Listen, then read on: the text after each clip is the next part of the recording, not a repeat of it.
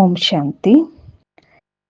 சங்கம யுகத்தில் என்னவெல்லாம் சேவைகள் நடந்து கொண்டிருக்கிறதோ அந்த சேவைகளின் முதல் குறிக்கோள் என்னவென்றால் அறம். அறம் என்றால் யாருக்காவது தானம் செய்ய வேண்டும் என்பதல்ல. அறம் என்பது உண்மையான அர்த்தத்தில் நாம் யாருக்கு சேவை செய்கிறோமோ அவருக்கு நன்றி சொல்லுதல். சேவை செய்வதற்கான வாய்ப்பை நீங்கள் கொடுத்தீர்கள். மாறாக இப்படி நினைக்க கூடாது, நான் தான் உங்களுக்கு நன்மை செய்தேன், இரக்கம் காட்டினேன், கருணை காட்டினேன், இவருக்கு கோர்ஸ் நான் தான் கொடுத்தேன், இப்பொழுது வரை இந்த மாதிரி விஷயங்களை மறக்காமல் இருப்பது. அவர் முன்னேறி போய்கொண்டிருக்கிறார், மிகவும் முன்னேறி கொண்டிருக்கிறார். அப்பொழுது கூட அவரை பற்றிய பேச்சு வருகிறது. தெரியுமா அவருக்கு கோர்ஸ் யார் கொடுத்தார்கள் என்று? நான் தான்.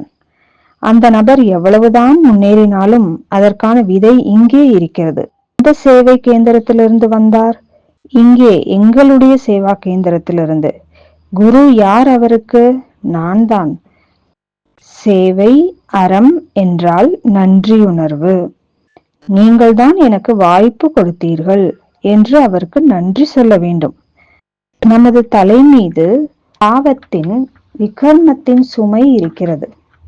பிராமணன் ஆனதற்கு பிறகு செய்த பாவத்தின் பிராயச்சித்தம் தான் சேவை. சேவை நாம் செய்தே ஆக வேண்டும். ஏன் செய்ய வேண்டும் என்றால் பிராமணன் ஆனதற்கு பிறகு செய்த விகர்மத்திற்கு பிராயச்சித்தம். அதனால் செய்துதான் ஆக வேண்டும். மேலும் நாம் மற்றவர்களுக்காக சேவை செய்யவில்லை, நமக்காக செய்கிறோம். இதுதான் அறம், சேரிட்டியின் அர்த்தம். ஓம் சாந்தி.